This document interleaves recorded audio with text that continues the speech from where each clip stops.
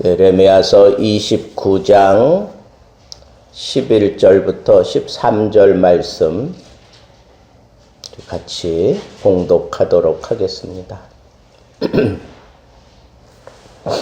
다 찾으셨으면 우리 같이 봉독하겠습니다.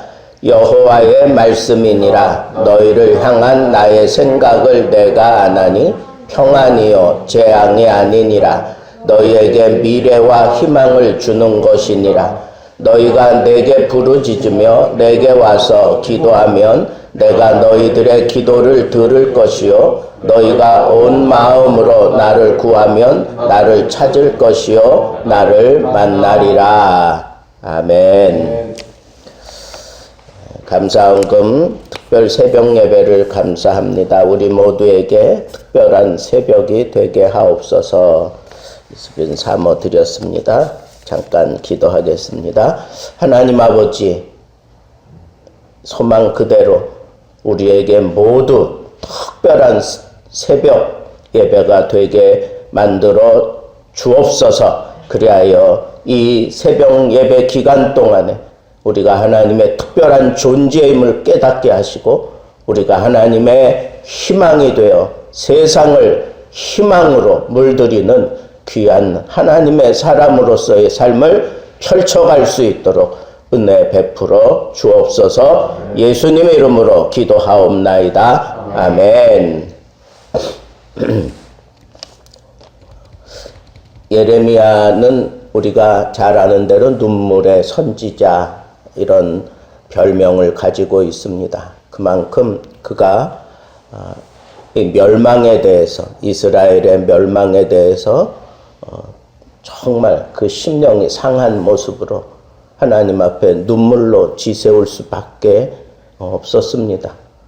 아무리 돌아봐도 이스라엘 백성들은 그 멸망을 면할 길이 없는 모습으로 살아왔고 살아가고 있는 모습을 보았기 때문에 그렇고 하나님의 분명한 의지를 그가 깨닫고 하나님 앞에 그저 눈물을 흘릴 수밖에 없는 그런 생활을 하면서 하나님의 말씀을 송곳과 같은 말씀을 백성들에게 그렇게 외쳐대도 백성들이 돌아설 줄 모르고 멸망을 향하여 치닫는 그런 모습을 보면서 점점 멸망의 시기는 다가오고 있고 하나님의 이 어미하심은 조금도 굽히질 않고 이 백성들은 여전히 죄 가운데 있는 이런 모습들을 바라보면서 눈물로 보낼 수밖에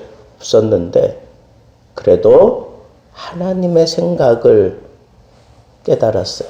하나님의 생각을 붙잡고 난 이후부터는 그는 희망의 메시지를 이 백성들에게 막 쏟아붓기 시작합니다. 여러분, 우리 인생의 놀라운 전환점은 하나님의 생각을 아는 데 있어요.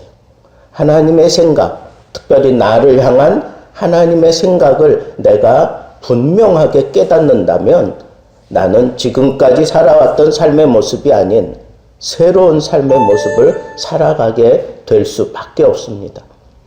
그 새로운 삶의 모습이 희망이라고 그랬어요.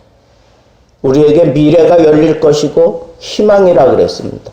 또 하나는 재앙이 아니라 평안이라 그랬습니다. 여러분, 하나님의 생각을 엿볼 수만 있다면, 하나님의 생각을 내가 깨달을 수만 있다면, 하나님의 생각을 내가 마음으로 받을 수만 있다면 그 사람에게는 재앙이 변하여 평안이 되고 그리고 절망이 변하여 미래와 희망이 되는 것을 우리는 오늘 이 말씀을 통해서 붙잡아야 합니다. 그것이 하나님의 생각이기 때문에 그래요. 생각에서 모든 것이 시작되는 거 아닙니까? 생각이 있으면 그 사람은 그 생각을 따라 살아가게 돼요. 그 생각을 하나님이 우리를 향한 생각을 가졌다고 하는 것은 그것은 실행하기 위해서 그런 겁니다. 태초에 하나님이 천지를 창조하시니라. 그 창조하셨는데 어떻게 창조하셨느냐? 하나님의 영이 수면 위를 운행하셨다. 이에 대한 히브리 원문의 의미는 어미 새가 알을 낳고 그것을 품고 있는 상태예요. 품고 있는 상태. 그리고 난 이후에 운행하셨다라고 하는 그 말씀 이후에 하나님이 가라사대 그러면서 창조의 역사가 시작되었습니다. 여러분들 모두는 하나님의 생각의 결과예요.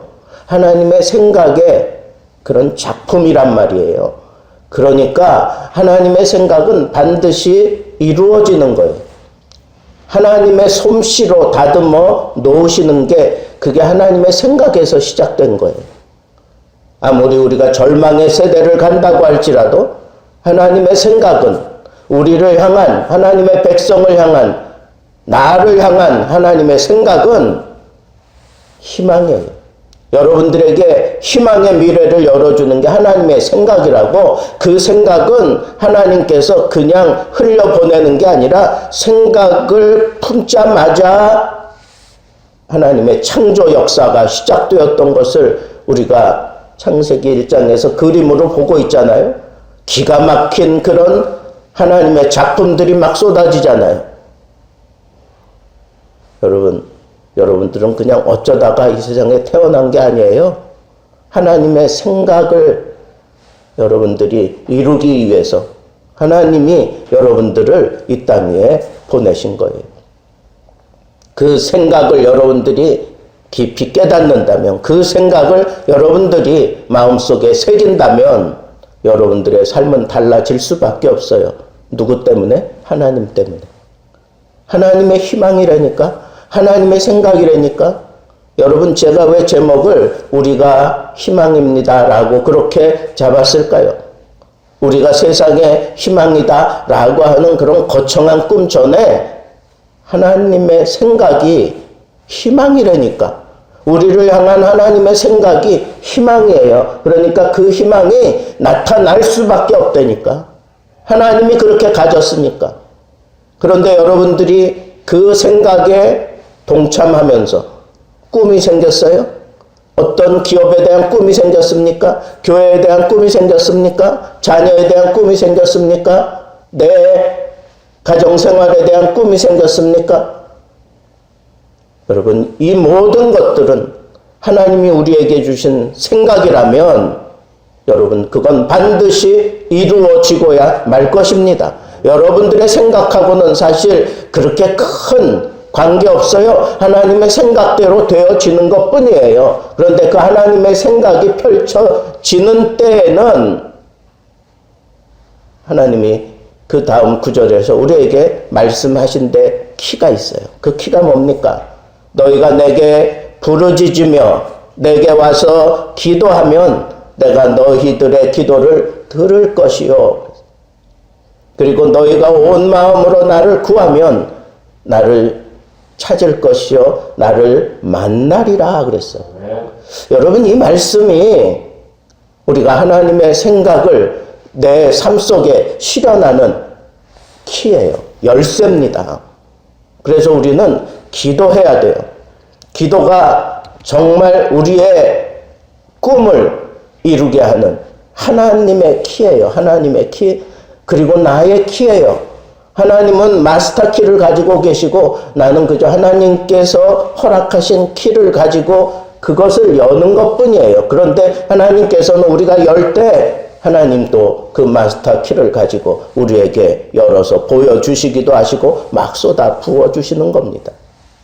시편을 묵상하면서 아주 놀라운 그런 깨달음을 얻었던 앤드류 머레이라고 하는 선교사가 하나님을 바라라, 하나님 안에 들어가서 묵상하는 삶, 뭐 이런 것들을 썼어요. 여러분들에게 저 소책자도 줬잖아요. 근데 거기서 제가 청년 시절 그 책을, 아주 조그만 소책자인데 그걸 읽어가면서 내가 정말 탐복한 게 있어요. 그게 뭐냐? 하나님을 경외하는 자들에게는 하나님께서 그 창고를 열어 보여주신다는 거예요. 그 성경 시편 9절을 가지고 하나님을 경외하는 자라면 하나님이 그 창고를 다 열어주신다는 거예요. 여러분, 하나님이 왜 그것을 열어주시겠어요? 그걸 왜 열어주시겠어요? 주시려고 우리에게. 그 열쇠를 가지고 열면 하나님은 주셔요. 그런데 그 열쇠가 하나님께 기도하는 거예요. 경외하는 그런 삶이에요. 뭐 이런 것들이 제게 많은 성경 해석에 대한 많은 도전을 주었던 그런 말씀이었습니다. 그래서 저는 여기저기 찾아서 하나님이 우리에게 주시는 것은 재앙이 아니라 평안이다. 내가 재앙 가운데 있으면 하나님의 생각을 붙들고 씨름하세요. 그리고 내가 구하고 찾으면 반드시 만나 주신다고 하나님은 약속하셨으니까 여러분, 우리는 하나님이 들으시는 기도를 할 수 있어야 돼요.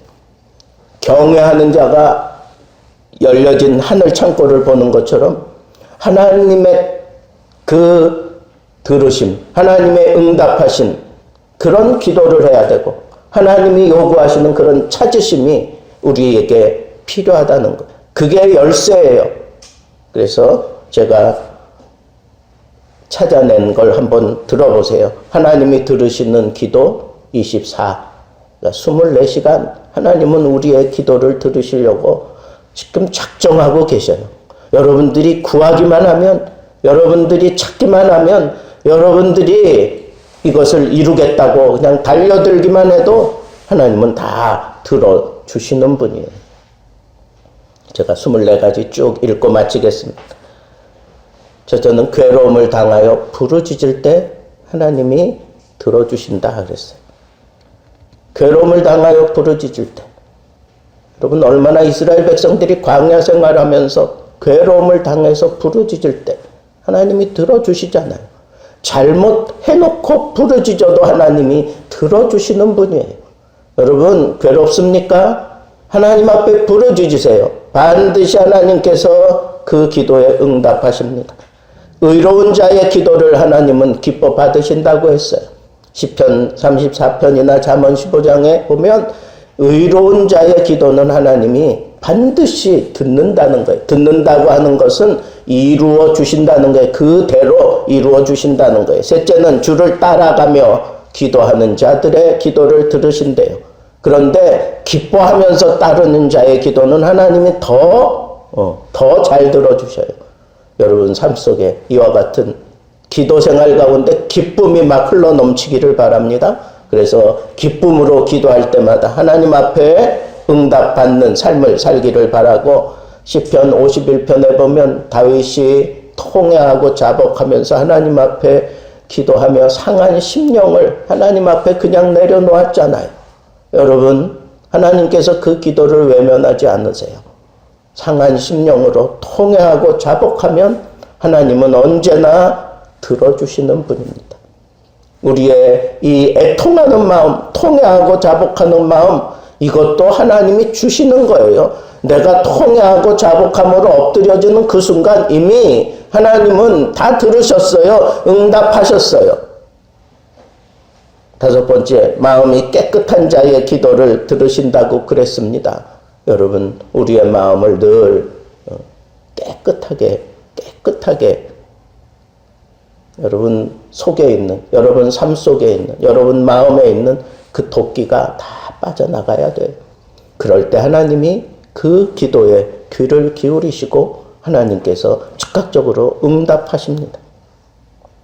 여섯 번째, 열심으로 진실이 구하는 자의 기도를 하나님은 기뻐 받으신다고 했습니다.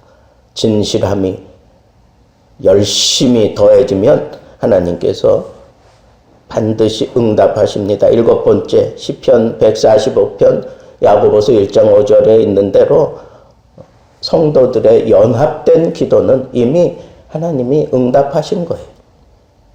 서로 병 낫기를 위하여 기도하라, 이렇게까지 얘기하는 것은 연합되어 있는 기도를 하나님이 기뻐 받으신다는 거예요. 두세 사람이 내 이름으로 모인 곳에 나도 그들과 함께 있겠다 그러지 않았습니까? 그러니까 우리는 연합해서 기도하는 것을 정말 좋아해야 돼요. 여러분 삶이 힘들고 이거 무력해지고 감당할 수 없다. 연합하세요. 가족이 연합하고 부부가 연합하고 교회가 연합하고 그래서 연합된 기도를 하면 하나님은 즉각적으로 그 기도를 응답해 주십니다. 9번째, 주를 경외하는 자들의 기도. 제가 아까 말씀드린 기도. 여러분 경외하는 자에게는 항상 하나님의 창고가 열려져 있습니다. 경외하는 마음으로, 두려워하는 마음으로 하나님과 구별된 그런 모습을 갖추고 기도할 때마다 하나님께서는 창고를 열어서 하나님의 때에 정확하게 풍성하게 다 부어주십니다. 사업하다가 힘들고 어려워졌다고 낙심하지 마세요. 하나님이 다 부어주신 때가 있어요. 여러분 경외함을 붙잡으세요. 제가 주보에 항상 실어놓잖아요. 위드 코로나 점점 막 늘어나고 힘들고 어려운 것 때문에 여러분들이 놓치지 말아야 될 게 있어요. 그게 뭐예요? 하나님을 경외하는 그 삶의 전부가 예배 아닙니까? 예배하는데 힘써야 돼요. 그러면 하나님의 때에 하나님께서 즉각적으로 여러분들을 도우시고 여러분들에게 은혜를 베푸실 겁니다. 다니엘 9장이나 18장에 보면, 누가복음 18장에 보면 죄를 자복하는 자들의 기도를 하나님이 특별히 귀 기울이신다고 했어요. 그 다음에 10번째는 남의 죄를 용서하는 자의 기도를 하나님께서 기뻐 받으신다고 했고, 깨어서 간절히 구하는 자의 기도. 깨어 있어야 돼요. 여러분 기도하면서 깨어 있어야 돼요. 묵상을 하던 소리를 내던 여러분 깨어 있어야 돼요. 어떤 때는 막 기도가 힘드니까 방언이 터져서 그 방언에 의해서 내가 이 기도 시간을 채우기를 원하는 그런 마음도 들 때가 있는 것 같아요. 그러나 여러분 하나님이 정말 기뻐 받으시는 그런 기도는 깨어있는 기도예요. 깨어 있어야 돼. 이 시대에 대해서도 깨어 있어야 되지만 내 정신 상태도 깨어 있어야 되고, 기도할 때 똑똑한 정신으로 하나님 앞에 깨어서 기도하려고 막 애를 쓰고 노력해 보세요. 하나님께서 그 기도에 즉각적으로 응답하시게 될 겁니다. 15번째는 구한 것은 이미 받은 줄로 아는 자들의 기도를 하나님께서 즉각적으로 응답하시며 하나님이 그걸 즐겨 들으신다 그랬어요. 여러분 가끔 우리가 키우는 그 애견들도 그래요. 이 자식은 도대체 무슨 생각을 가지고 달려드는지 모르겠어요. 막 혼내키고 그래도 잠시예요. 이게 사랑으로 엮여져 있는 것을 아는 강아지들은 막 그냥 서운한 마음 잠시, 또 조금 지나면 또 언제 그랬는지 와가지고 또, 여러분 그런 애견들은 담대해요. 담대해. 모든 상황 속에서 담대해. 여러분 우리도 그런 모습으로 하나님 앞에 달려들어야 되지 않겠어요? 하나님 앞에 우리가 막 그냥 담대하게 기도하는 모습은 어떤 모습이에요? 이미 이루어진 줄 알고 기도하는 거예요. 예? 이루어진 줄 알고. 어릴 적에 뭐 아이들이 와서 아빠한테 막 돈 달라 그럴 때 걔네들은 아버지는 무조건 주실 수 있는 분이라고 생각하고 와서 손 내밀잖아요. 그것 때문에 정말 하루 종일 고민하고 막 힘들어하는 사람은 아버지예요. 아랑곳없어요. 딱 집에 들어가면 아침에 내가 구한 거 달라. 뭐 애들은 막 그러잖아. 그게 받은 줄로 알고 구하는 모습이에요. 여러분들의 기도가 좀 이런 기도, 담대함을 가지고 하나님 앞에 나아가서 구하는 그런 기도를 할 수 있기를 바랍니다. 또 이루기까지 항상 구하는 자의 기도도 필요해요. 상대적으로 이루기까지, 이 과부가 이루어 줄 때까지 내가 그 출입문 앞에 앉아서 그 재판장을 괴롭게 하리라 하는 그런 생각을 가지고 엎드렸잖아요. 그렇게 해서라도 하나님의 그 도우심을 요청하는 그 마음을 하나님이 보신단 말이에요. 여러분, 그 기도를 하나님이 반드시 헤아리고 보시는 거예요. 순종하는 자의 기도를 요한복음 9장에는 순종하는 자에게 하나님께서 응답해 주신다고 했습니다. 하나님의 영광이 나타나기를 바라는 기도를 했던 그런 예수님의 기도, 우리가 정말 본받아야 되는 기도예요. 내 욕심을 채우는 게 아니라 하나님의 영광. 그래서 우리는 주의 이름으로 구하는 자, 그 주의 이름으로 구하면 내가 이루리라 예수님이 약속하셨어요. 내 이름으로 구하는 모든 것을 내가 이루어 주겠다. 하나님께서 주님을 통해서 우리에게 약속하신 말씀입니다. 그리고 20번째는 주 안에 있는 자들의 기도. 주 안에 사는 사람들의 기도는 그냥 탄식하는 것조차도 하나님께 기도로 들리나 봐요. 그러니까 여러분 항상 주 안의 삶을 추구하세요. 주 안에, 나 주 안에 늘 기쁘다. 나 주 안에 늘 기쁘다 그러잖아요. 그러니까 여러분 주 안에서의 삶을 늘 추구하세요. 그러면 하나님께서 여러분들의 기도, 탄식하는 것까지도 하나님은 다 놓치지 않고 헤아려 들으십니다. 하나님을 찾는 자의 기도, 누가 이렇게 하나님을 찾았습니까? 고넬료가 하나님을 찾았어요. 그래서 결국은 만나잖아요. 성령 충만하게 받잖아요. 성령의 감동함을 입은 자들의 기도는 말할 것도 없이 기도가 되는, 하나님의 영을 우리가 파라클레토스 그래요. 보혜사, 이 뜻은 뭐냐? 파라라고 하는 건 위드 그런 뜻. 클레토스, 부르짖는다. 성령의 역할 가운데 가장 두드러진 역할이 뭐냐? 나를 위한 성령의 두드러진 역할은 곁에서 부르짖어 주시는 분. 우리가 말할 수 없는 탄식으로 하나님 앞에 부르짖는다 그랬잖아요. 내 심령이 이렇게 다운되어 있어도 그 다운되어 있는 그 상태를 안타까워하며 내가 기도할 수 없는 그런 연약함에 빠져 있을 때 성령께서는 오히려 내 속에서 탄식하며 하나님 앞에 그 탄식이 기도가 되게 하시는 거예요. 왜? 성령이 내 곁에서 부르짖어 주시니까. 여러분들 성령 충만함을 구하세요. 기도할 때마다 성령님을 구하세요. 오늘 하루를 시작하면서 성령께서 나와 함께 해달라고 기도하세요. 그러면 성령을 통한 그런 기도가 하나님 앞에 늘 상달되게 만들어 주십니다. 23번째는 무엇보다도 감사함으로 구할 때 하나님이 기뻐 받으신다. 빌립보서 4장 6절에도 그랬잖아요. 감사함으로 너희 구할 것을 아뢰라. 모든 지각에 뛰어나신 하나님의 평강이 너희들을 덮으시리라고 했어요. 여러분, 하루를 좀 내가 감사라고 하는 표현을 몇 번이나 사용하는지 한번 이렇게 좀 점검해 보세요. 참 메말라 있는 우리들의 모습, 참 삶이 힘들고 어려워지고, 이 코로나 시대에 감사 표현하는 사람들 별로 없잖아요. 여러분 다 원망이고 뭐 다 우는 소리 내는데 여러분 감사하세요. 액수가 중요한 게 아닙니다. 여러분 감사하세요. 하나님께 감사하세요. 여러분들의 행동으로 감사하는 그런 표현을 하세요.